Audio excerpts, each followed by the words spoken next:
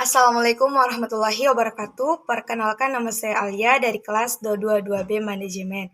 Saya akan menjelaskan ulang rangkuman materi daripada etika bisnis dalam manajemen produksi. Pengertian manajemen produksi.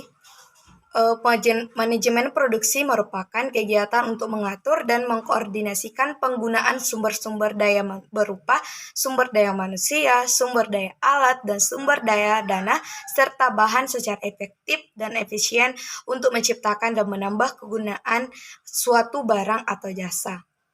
Definisi etika bisnis dalam manajemen produksi. Istilah produksi dipergunakan dalam organisasi yang menghasilkan keluaran atau output berupa barang maupun jasa. Secara umum, produksi diartikan sebagai suatu kegiatan atau proses yang mentransformasikan masukan input menjadi keluaran atau output.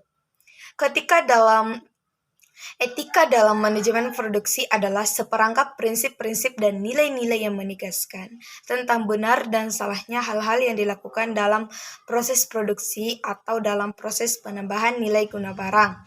Selain itu, etika manajemen produksi juga merupakan aturan normatif yang mengandung sistem nilai dan prinsip moral yang merupakan pedoman bagi karyawan dalam melaksanakan tugas pekerjaannya dalam perusahaan.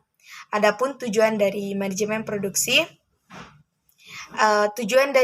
produksi adalah melakukan kegiatan pengelolaan, mengatur, serta mengendalikan proses produksi barang dan jasa agar jumlah, waktu, harga, kualitas, serta tempatnya sesuai dengan keinginan konsumen. Pentingnya etika dalam manajemen produksi. Dalam melakukan produksi, sangat diperlukan etika.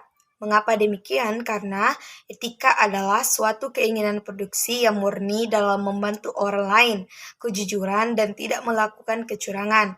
Contohnya, banyak sekali kecurangan yang terjadi pada saat ini.